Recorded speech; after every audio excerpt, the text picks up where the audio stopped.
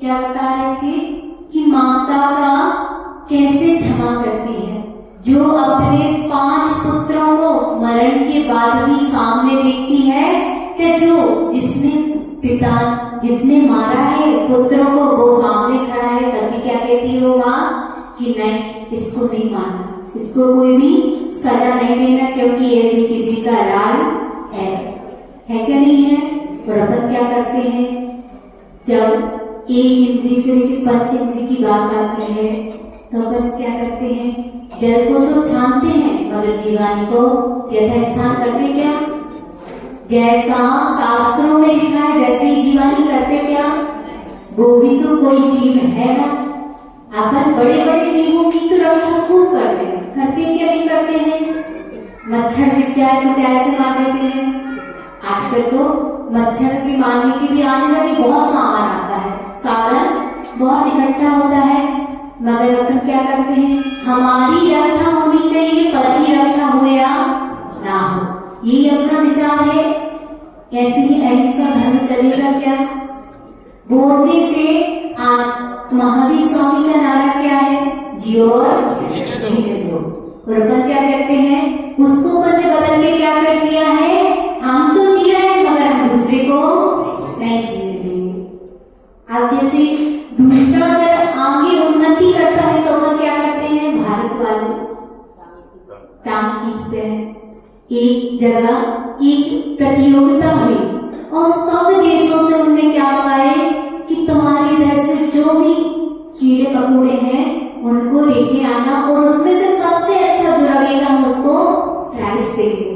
अब जैसे ही बुलाए गए तो भारत वाले भी अपने इधर से लेके गए कांकरोच को।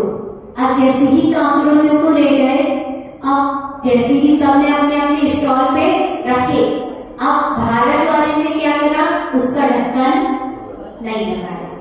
अब क्यों नहीं लगाया ढक्कन, क्योंकि अब उनसे पूछा गया कि आपको इतना डर नहीं लग रहा क्या, जिस जीव इधर उधर चले जाएंगे तो आपको प्राइज नहीं मिलेगा। अब वो कहते हैं कि हमारे भारत वाले हैं ना, जितने जीव भी संस्कारी होते हैं तो इधर उधर नहीं जाते हैं। अब उसमें कितनी अच्छी बात है। और अगर और कोई होता तो क्या कहते, हम भारत वाले हैं ना, तो अगर कोई ऊपर बढ़ रहा हो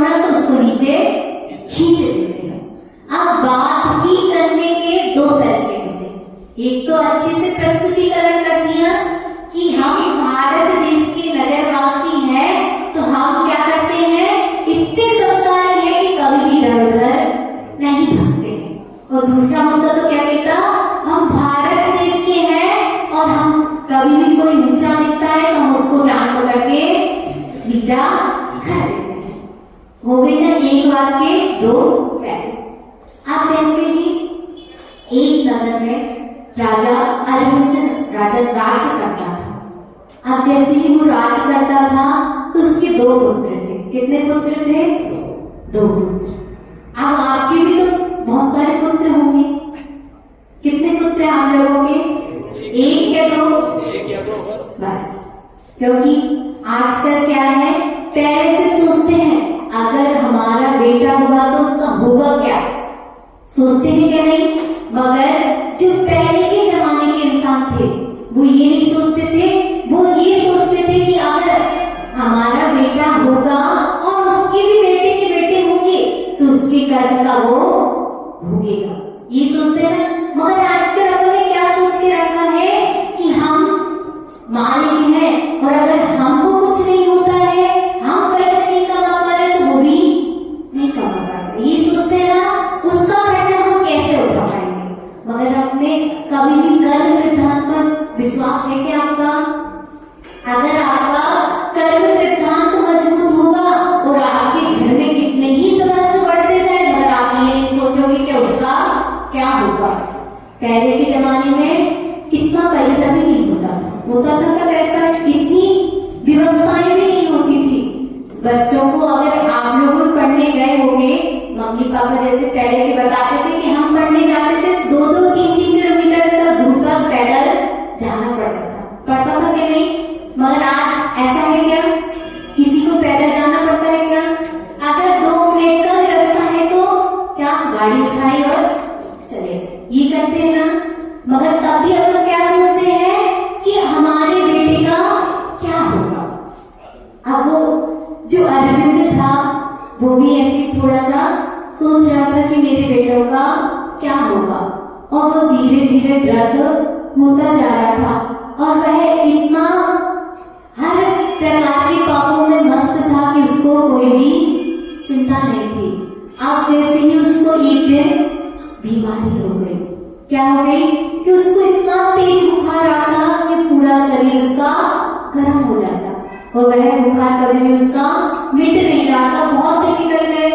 अब वह एक दिन राजमहल में घूम रहा था तो 2 छिपकली क्या कर रही थी? लड़ाई कर रहे थे, परस्पर में लड़ाई चल रही थी। अब जैसे ही लड़ाई चल रही थी दोनों छिपकली की, तो एक छिपकली की पूंछ टूट गई। अब जैसे ही उसकी पूंछ टूटी और जैसे ही पूंछ टूटी तो राजा अरविंद के ऊपर 2-3 बूंद उसकी आ गई। जैसे ही उसके ऊपर 2-3 बूंद खून की आई और उसकी थोड़ा सा साका उसको मिली। अब क्योंकि उसको तो ज्यादा धर्म का ज्ञान था ही नहीं और उसने क्या करा था? नरक आयु का भी बंद कर दिया था। इसलिए जिसका नरक आयु का बंद हो जाता है उसको धर्म के कार्यों में मन रखता है क्या? नहीं रखता है। अपन कहते हैं ना, जब किसी की लड़ाई होती है तो क्या कहते हैं? ये तो नरक गति से आया है इसलिए इतना लड़ाई करता रहता है, कहते हैं क्या नहीं कहते हैं? हाँ, तो उसमें जब या तो नरक आयु को बंद कर देते हैं तो वैसे भाव होते हैं कैसे? लड़ाई करने के, हिंसा करने के, लूटपाट करने के, मारी करने के, यानी जो गलत कार्य होते हैं वह अपने त्रियंच गति का, नरक गति का अगर बंद कर दिया है तो आपके वैसे भाव होंगे। और सबसे बड़ी बात आचार्य परमेश्वर हमेशा कहते हैं कि अगर जिसने नरक आयु का बंद कर दिया है वैसे खर्च की यात्रा कर सकता है क्या? नहीं कर सकता है। ऐसे ही जो अरविंद था, अरविंद उसके 2 पुत्र थे। कौन से? हरिचंद और गुरुचंद।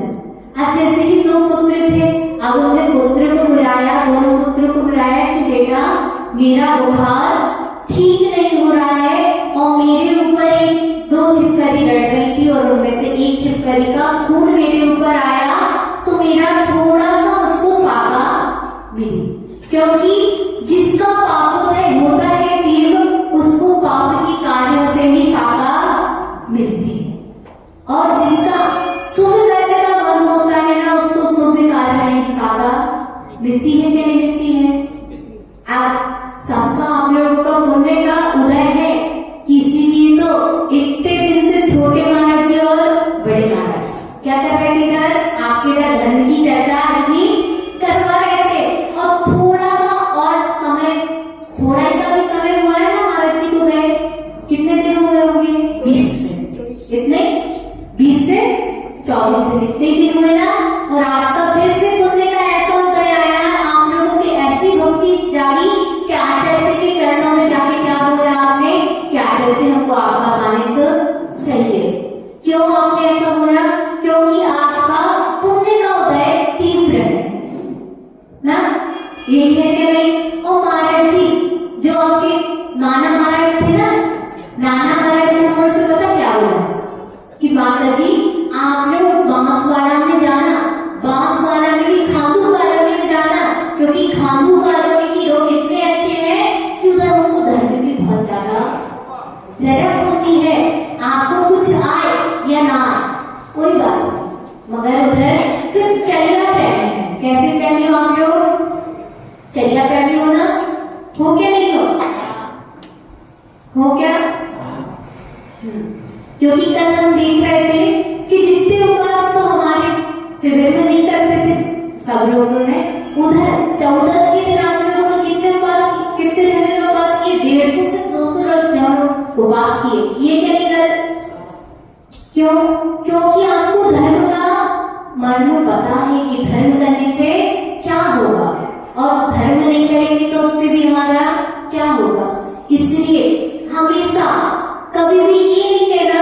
अभी हम लोग रास्ते में चल रहे थे तो एक भैया हमको मिले, तो वह कहते माता जी हम जब से इंदौर में, क्योंकि 1 साल से ऊपर हो गया, क्योंकि पट्टाचार का महोत्सव हो रहा था, तो उधर साधुओं का आना और जाना लगा ही रहा। अब 1 साल हो गए तो इंदौर नगरवासी अब कहने लगे कि माता जी हमारा पुण्य का घड़ा इतना भर गया है कि वह झलकने लगा है। हमने भैया से कहा भैया आप जो आज कह रहे हो ना कि हमारा पुण्य का घड़ा इतना भर गया है कि वो झलक रहा है, आज का आपका घड़ा नहीं है। अगर आज आपने पुण्य कमाया है तो वो कहाँ जाके आपको प्राप्त होगा? इसी जन्म में मिल जाएगा क्या? मिलेगा क्या? नहीं मिलेगा। अब वो क्या कहते हैं हमसे, माता जी अब हमने इतना पुण्य इकट्ठा कर दिया, हम इसको किसको दे? हमने क्या भैया पाप को तो बांटने की बात करो, मगर पुण्य को बांटने की बात नहीं करना, क्योंकि अगर एक बेर आपने पुण्य को गवा दिया ना तो पुण्य को जोड़ने में बहुत समय लगता है, क्योंकि पाप को जोड़ने में बहुत भी समय लगता है। क्या समय लगता है कि पाप को इकट्ठा करने में? जो मन हर एक क्रिया कर रहा है उसमें क्या हो रहा है? अपना पाप ही इकट्ठा कर रहे हैं, क्योंकि पाप को करने में कोई भी कमाई करनी नहीं पड़ती है, वह तो ऐसे ही आ जाती है। और पुण्य को करने के लिए 1000 बार सोचना पड़ता है। जब आप अभी तो ठंडी के दिन है तो अभिषेक करने आते होंगे, 10 बार सोचना पड़ता होगा कि हम मंदिर कैसे जाएं। ये सोचते हैं कि नहीं सोचते हैं? क्यों नहीं सोचते हो आप लोग? क्योंकि आपको पता है कि हमको धर्म करेंगे तभी तो हमारा धर्म आगे बढ़ेगा। बहुत अच्छा है, जैसा आज धर्म कर रहे हो ऐसे ही निस्वार्थ भाव से आप लोग हमेशा धर्म करते रहोगे ना, तो एक ना एक दिन ऐसा आएगा कि आप इस सिद्ध गति को प्राप्त हो जाओगे। आप वो जो अरविंद था अपनी बीच में बात रह गई, आप जो कहानी जो सुन रहे थे उसने क्या, जो अरविंद था उसने अपने दोनों पुत्रों को बुलाया और पुत्रों से बोला कि हमको ऐसी व्यवस्था करो, ऐसी कुछ बावड़ी बनाओ जिसमें 1000 से ज्यादा पशुओं का खून एकत्रित करो। अब दोनों पुत्र थोड़े धर्मात्मा थे, अब दोनों सोचने लगे कि हम ऐसा कैसे करें कि पिताजी एक जीव के लिए हम हजारों जीवों की घात कैसे करते। अब पिता की आज्ञाकारी पुत्र थे दोनों, अब वो थोड़ी देर तक चुप रहे। अब जैसे ही चुप रहे उनको तो पता था कि अगर हम ये कार्य करेंगे तो हमारा भी अहित होगा। अभी माता जी का भी आपके साथ चतुर्मास हुआ, बड़ी माता जी का, विज्ञान माता जी का, उनने भी क्या विवेक आपको अच्छे से कूट कूट के भर दिया होगा, भरा है कि नहीं?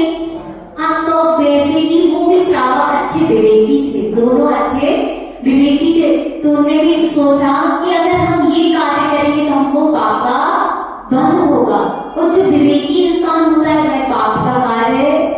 नहीं करता है। और मगर अब वो पिता की भी आज्ञाकारी पुत्र, तो अब कैसे नहीं करे कार्य। अब उन्होंने दूसरी युक्ति लगाई कि अपन कार्य तो करते हैं मगर जिससे कोई हिंसा ना हो वैसा कार्य करेंगे। और पिताजी को नहीं पता है, पिताजी से कह दिया ठीक है पिताजी हम आपकी व्यवस्था बना देंगे। अब क्योंकि राजा अगर आज्ञा का पालन नहीं करेंगे तो राजा को दंड दे देगा, क्योंकि राजा की चाहे पुत्र हो चाहे कोई भी हो, अगर राजा की आज्ञा का पालन नहीं करेगा तो क्या मिलेगा, दंड मिलेगा।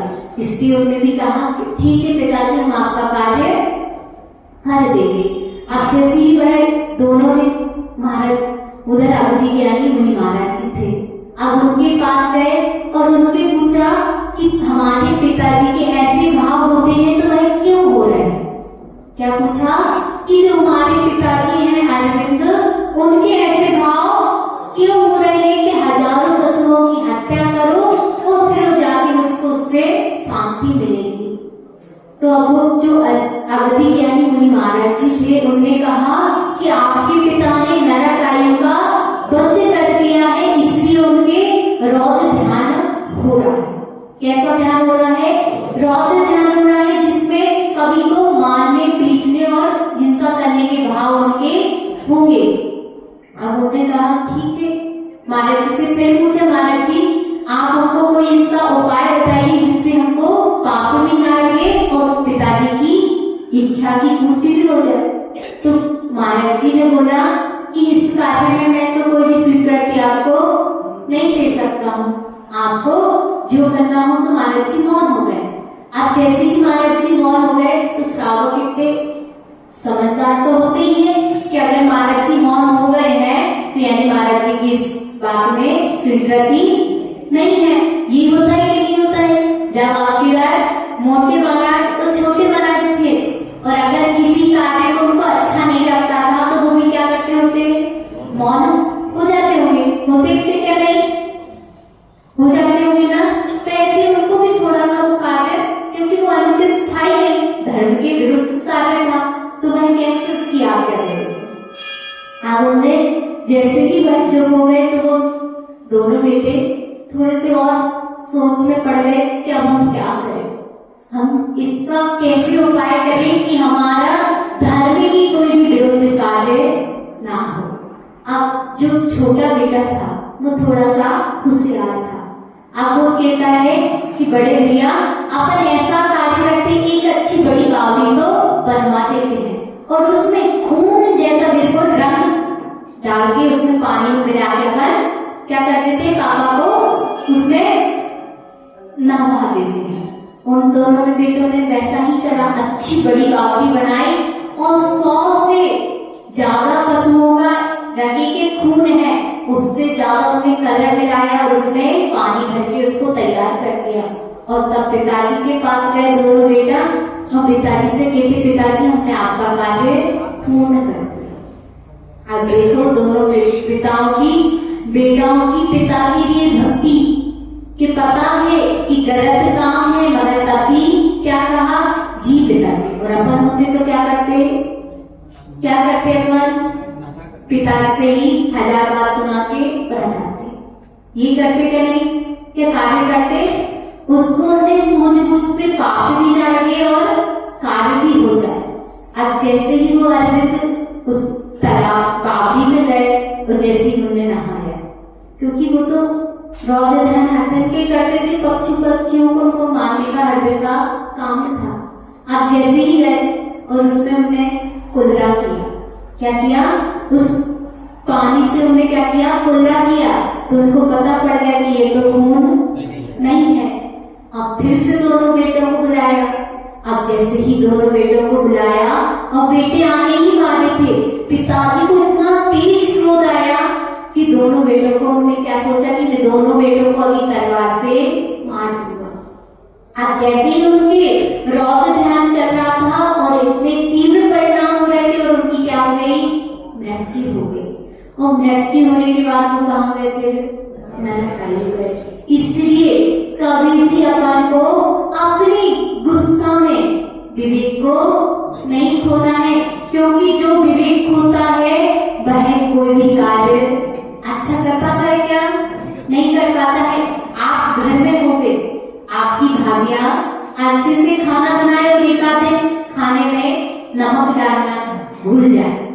क्या करोगे? क्या करोगे? 100 दिन तो उसने अच्छा खाना बनाया है, मगर एक दिन अगर खाने में नमक डालना भूल गए ना, तो 100 दिन की उसकी अच्छाई दिखेगी क्या? नहीं दिखेगी। वो एक दिन का दिखेगा कि उसने नमक नहीं डाला है। मगर देखो तो वो भरत चक्रवर्ती, जो उनके 1,000 रसोइये होते थे, अगर खीर भी गर्म है ना तो नमक पड़ने बैठ जाते थे। कभी भी रसोइयों पे भी तो गुस्सा नहीं करते थे। और अपन क्या करते हैं, जो अपने इष्ट होते हैं ना उन पे सबसे ज्यादा गुस्सा करते हैं क्या? नहीं। जो अपने सबसे ज्यादा मित्र होते हैं, जो अपने सबसे ज्यादा सगे होते हैं, अपन उन पे ज्यादा गुस्सा करते हैं क्या? नहीं। अपनी अब जैसे ही हुआ तो अपन क्या करेंगे, पूरी अपनी भाभीयों पर क्या उतार देते? पूरी आपने नमक नहीं डाला, आपको क्या ज्ञान नहीं था? ऐसे करते हो क्या? नहीं करते हो? करते हो। मगर उस दिन आप समता रख लेते और नमक का त्याग कर देते कि कोई बात नहीं, आज हमारा नमक का त्याग, तो आपका क्या होता? एक त्याग हो जाता और धर्म भी रखता ना। और अगर आपने उसी समय पे आपने उसको गुस्सा किया और आपका भी नरक आयु का बंद हो जाए, कोई आयु का बंद हो जाए तो क्या होगा? इसलिए हमेशा जैन धर्म में कहते हैं कि परिणामों को संवारो तो आपका भव संभल जाएगा। इसलिए हमेशा भी आपको कोई भी साधु, आजकल सब कोई बहुत कहते हैं कि आजकल साधु तो चतुर्थकार के बचे ही नहीं है। ऐसा है क्या? नहीं। साधु तो चतुर्थकार के ही है, मगर जो श्रावक है ना वो पंचम काल के लिए छठे काल के हो रहे हैं। साधु से सोचते हैं कि साधु तो ऐसी उत्कृष्ट चर्या करेगी, ऐसी चर्या करेगी जिससे उसको इसी जन्म से मोक्ष हो जाए। किसी जन्म से मोक्ष हो सकता है क्या? नहीं हो सकता है। इसलिए आज का कैसा सेवन है? हीन सेवन है क्या? नहीं। तो साधु भी उसी प्रकार से चर्या करता है। और अगर आपको कोई भी साधु की चर्या में कुछ भी दोष दिखता है तो अच्छी विनय से जाओ, अच्छे से उनको समझाओ कि गुरुजी आपको ऐसा नहीं करना चाहिए। मगर आप लोग क्या करते हो, आजकल तो मोबाइल का जमाना चल गया।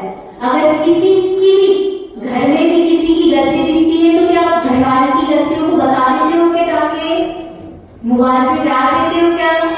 आज के सबसे पहले क्या करते हैं, मोबाइल उठाया, उसकी वीडियो बनाई और डाल दी। इससे धर्म की प्रभावना होगी कि धर्म की अप्रभावना?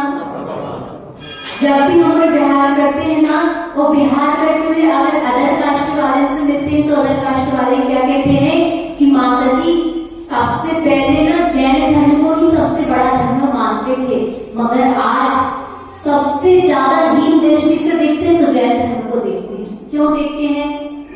क्योंकि आज सबसे ज्यादा मीडिया पे चल रहा है तो जैन धर्म की बातें चल रही है। इसकी टांग खींचना, उसकी टांग खींचना, जो हमारे पक्ष का नहीं है तो उसकी अपन ने टांग खींचना प्रारंभ कर दिया। नहीं, उसको धीरे से आप समझा सकते हो, क्योंकि आप आज अपनी धर्म की अप्रभावना कर रहे हो ना, तो कल धर्म बचेगा क्या? नहीं बचेगा।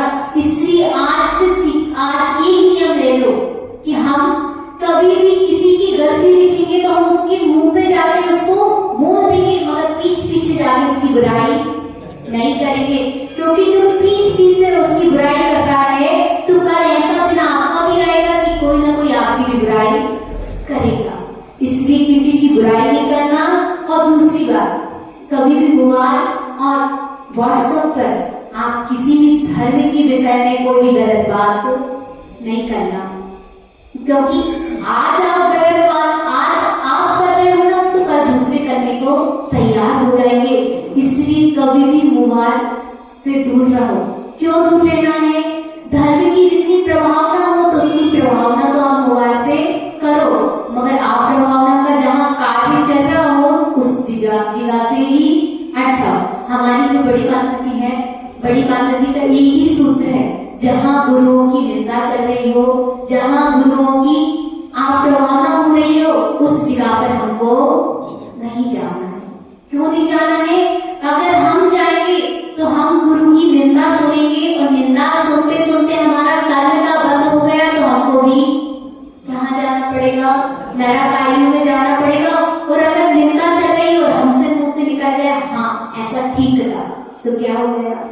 गुरु की निंदा हम कर नहीं रहे थे मगर हमसे हो गई। इससे कितना पाप लगेगा और पाप से हमेशा बचना चाहिए। पाप को कभी भी नहीं करना चाहिए। मगर हम क्या करते हैं, धर्म के कार्य को करने के लिए सोचते हैं, 1000 बार सोचेंगे। अगर कहीं जाना हो, पिकनिक पे जाना होगा तो आप लोग सोचते हो क्या? नहीं सोचते हो। अगर धर्म के तीर्थ क्षेत्रों में जाना होगा तो 1000 बार सोचोगे। सोचते हो क्या? नहीं सोचते हो। क्यों सोचते हो? क्योंकि अनादि काल से हमारे वैसे संस्कार हैं। कैसे संस्कार हैं? हम अनादि काल से जिस संसार में परिभ्रमण करते आ रहे हैं और करते रहेंगे। क्यों करते रहेंगे? क्योंकि हमारे अनादि काल से जैसे संस्कार है वैसे ही तो बने रहेंगे। ऐसा है क्या? नहीं। आचार्य जी कहते हैं जो हमारे अनादि काल के संस्कार है हम उनको भी तो छोटे छोटे नियम लेके ही तो छोड़ पाएंगे ना। जो आज छोटे नियम लेगा, विश्वास रखना जो आज छोटा नियम लेगा एक ना एक दिन वो बड़े नियम भी देगा। इसलिए कभी भी कोई भी आपको छोटा नियम दे तो उससे डराना नहीं। हम तब इंदौर में थे ना, तो अगर कोई को भी हमारे तो वैसे नियम देते नहीं, क्योंकि बड़ी माता जी का एक सूत्र है, जो नियम हमसे इच्छा से मांगेगा हम उसको नियम देंगे। और अगर हमने किसी से बोल दिया अगर आपको नियम देंगे तो आप क्या करोगे? उस नियम को तोड़ दोगे। अगर अपनी इच्छा स्व इच्छा से आप नियम लोगे तो उसको पालन करोगे क्या? नहीं करोगे। और अगर हमने दिया तो आप करोगे क्या? करोगे क्या? नहीं। मगर उसमें भी पहले इस क्या करोगे? विशेष परिस्थिति की छूट दो, ये बोलोगे क्या? नहीं। मेरे ऐसा बांसवाड़ा वाले में नहीं है, क्योंकि आपके जो छोटे महाराज जी थे ना वो बहुत तारीफ करते थे। जब भी हम उन्होंने अगर कभी भी उनसे बात हुई तो महाराज जी हमेशा क्या बोलते थे कि हमारे बांसवाड़ा वाले बहुत अच्छे हैं। क्यों अच्छे थे? क्योंकि उनको पता था कि हमारे इधर हमारे धर्म के कार्य में ये सहयोगी बन रहे हैं। अगर आपका इतना आपके गुरु का आपके प्रति इतना लगाव है तो ये भी एक पुण्य गई। आपका तब पुण्य होगा तब जाके गुरुओं की बातों में आप आ रहे हो। अगर किसी का भी भैया कह रहे थे कि महाराज जी को आपके इधर के हर एक बच्चे का नाम याद था। क्यों था? आपने इसका कभी पता लगाया? क्योंकि जो पुण्यात्मा जीव होता है उसका ही नाम साधु के मुख से निकलता है। इसलिए आप ऐसा समझना कि आप पुण्यात्मा जीव हो क्या? नहीं हो। क्योंकि इतना बड़ा मंदिर इतना अच्छा समोसन कर देके तो ऐसा लग रहा था कि हाँ कुछ तो है आपके बांसवाड़ा में। इतने अच्छे भगवान दर्शन तो करते हैं हर जगह, मगर ऐसे एक साथ भगवान के दर्शन अभी तक मेरे को तो नहीं हुए। ऐसे ही आप लोग हमेशा ऐसी समाज में भी एकता, जैसे भगवान में एकता दिख रही है ना, ऐसी समाज में भी हमेशा एकता दिखनी चाहिए। क्योंकि और हम जो छोटे महाराज जी थे वो हमेशा कहते थे हमारी समाज में इतनी एकता है कि माता जी आपको आगे समाज को जोड़ने की जरूरत नहीं पड़ेगी, क्योंकि समाज इतनी व्यवस्थित है। तो जहाँ की अगर मंदिर व्यवस्थित हो, आपको माता जी हमेशा बोलती है कि 2 चीज से इंसान का पता पड़ता है। एक तो जो आप लोग कपड़े डालते हो ना, अगर आप व्यवस्थित घर में रहना पसंद करते होगे तो घर में व्यवस्थित कपड़े डालोगे, सूखने के लिए डालते हैं ना। और जो अव्यवस्थित रहते हैं ना वो घर में भी कपड़े इधर उधर लटका देते हैं। इसलिए आपकी जो आपने बेली अच्छे से बना के रखी उसमें भगवानों को अच्छे से व्यवस्थित रखा है ना, तो इससे पता पड़ता है कि आप भी व्यवस्थित रहना पसंद करते हो क्या? नहीं करते हो। क्योंकि हमेशा आचार्य जी कहते थे बेटा कभी भी आपको समाज का पता करना हो ना तो समाज में जाके कोई से पता नहीं करना, मंदिर में जाके देख लेना कि जिनवानी व्यवस्थित जमी है क्या नहीं जमी है, भगवान की अंगूठी व्यवस्थित डली है क्या नहीं डली है, उससे आपको समाज का पता पड़ जाएगा। इसलिए ऐसी आपको कभी भी संतों का पता करना हो ना, साधुओं का पता करना हो ना, तो ये एक कार्य करना कि उनके कमरे में जाना और उनके पाटे पे देखना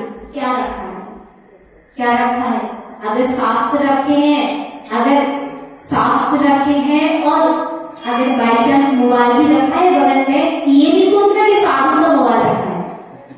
ऐसा कुछ श्रावक भी आके तो रख सकता है, तो आप जाके उनसे गुरु से पूछ सकते हो कि महाराज जी ये मोबाइल आपका तो नहीं है। मगर आजकल साधुओं के पास कभी भी मोबाइल आ जाते हैं तो वो कहाँ से आते हैं? घर वाले तो उनको देते हैं क्या? घर वाले ने उनको मोबाइल दिया क्या? नहीं दिया। कौन ने दिया? जो अच्छे भक्त बन जाते हैं ना, जो भक्त बन के उनको पतित बना देते हैं, मुनि को भी पतित बना देते हैं। ऐसे जो भक्त कभी नहीं बनाना चाहिए। क्या ऐसे कभी भी इतने श्रावकों को नहीं जोड़ो कि जिनसे आपको 2-2 घंटे बात करने की रट रख जाए।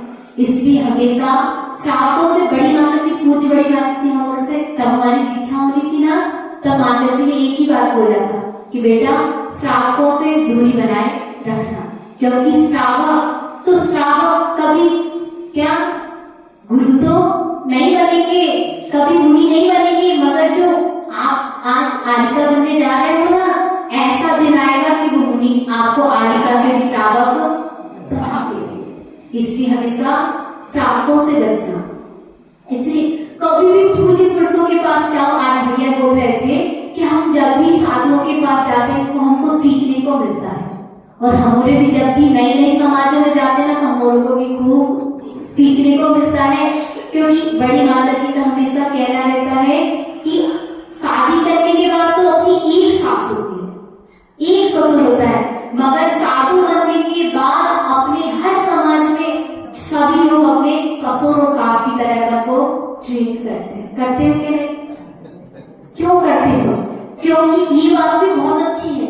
अगर आप हमारों के ऊपर इतनी नजर नहीं रखोगे ना तो हमारे भी स्वच्छंद हो जाएंगे।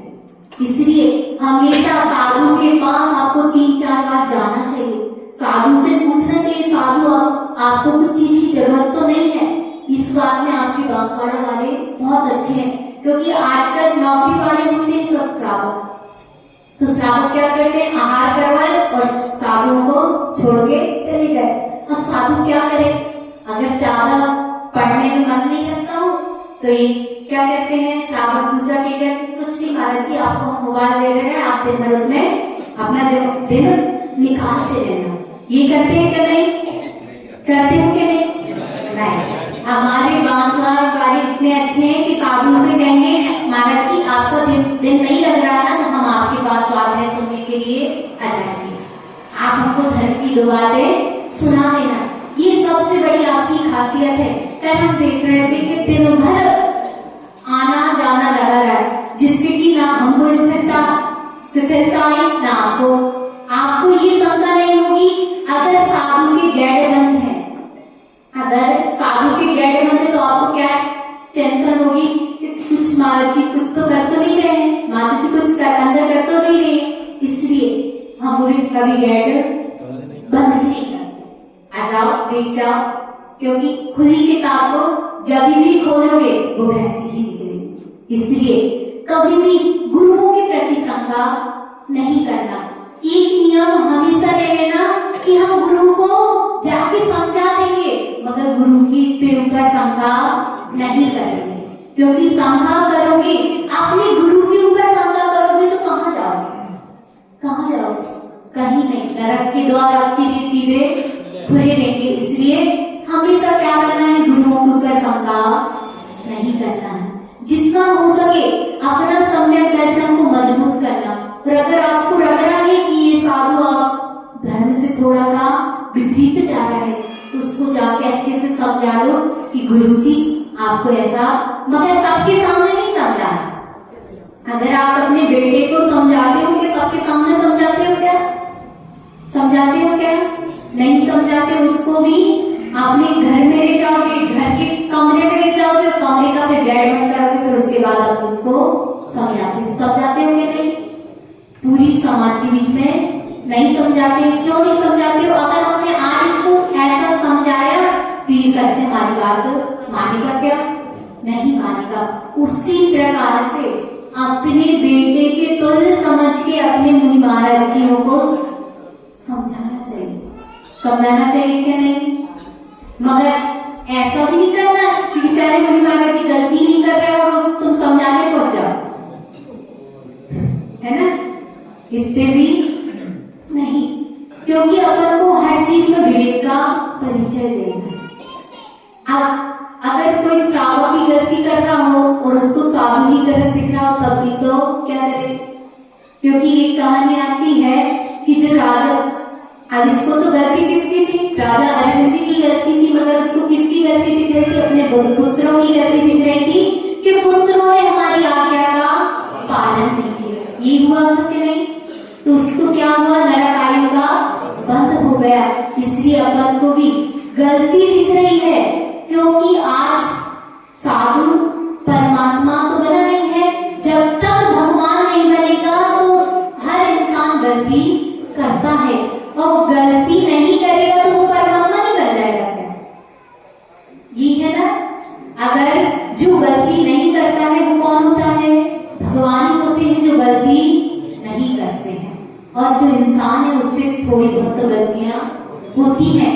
अगर हमसे जो गलतियां हो तो हमको आगे आप लोग बेझिझक बता सकते हो कि माता जी आपकी ये गलती है, आप ये सुधार लो, मगर दूसरे से जाके कहोगे तो हमारे श्रद्धा में वो बात आएगी क्या, नहीं आएगी। इसलिए जब भी हो जो गलती कर रहा हो उसको जाके बता दो, तो उसकी गलती में सुधार होना हो जाएगा। तो मगर आप उसकी गलती दूसरे को बताओगे क्या उसकी गलती सुधार पाएगी क्या, नहीं सुधर पाएगी। वो कहेगा कि अगर इसने मेरी गलती नहीं बताई है तो मेरे में कोई गलती होगी क्या। अब आचार्य परमेश्वरी कहते हैं जो आपकी गलतियों पर निगाहें रखता है वो सबसे बड़ा आपका क्या है, दोस्त है, मित्र है, और अपन क्या समझते हैं उसको, सबसे बड़ा दुश्मन। क्यों समझते हैं अपन उसको सबसे बड़ा दुश्मन, क्यों, क्योंकि उसने हमारी गलतियों को बता दिया। आप जब भी कोई आपकी गलतियां बताए तो आप उसको साधुवाद देना, उसको धन्यवाद देना, उसको कहना कि आप हमारे हितैषी हो। कैसे हो, आप हमारे हितैषी हो, हमारे मोक्ष मार्ग में आप सहायक हो। क्या हो, मोक्ष मार्ग के सहायक हो, इसलिए तो आपने हमारी गलती बता दी। और अपन क्या करते हैं, उल्टे उसको दो तीन बातें और सुना देते हैं, क्योंकि उसने तो हमारी गलती बता दी, बहुत महापाप कर दिया। नहीं, जिसने आपकी गलती बताई है ना उसने आपके ऊपर एक उपकार कर दिया, आगे जाके आप उससे भी बड़ी ज्यादा गलती नहीं करोगे। इसलिए आज के प्रवचन से बस एक ही सीख लेना कि गलती तो हम करेंगे, मगर गलती को भी सुधारने के लिए।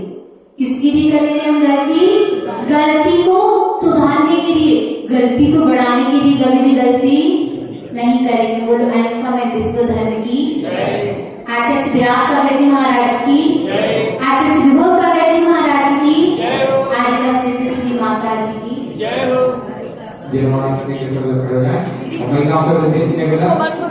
भैया गलती का समय रात्रि में 8:30 बजे है, उससे पहले कोई भी समय के बीच में परिवर्तन के समय को उपस्थित है। और कल से ना सब क्लास व्यवस्थित चले, क्योंकि कल से बड़ी माता जी आ जाएगी।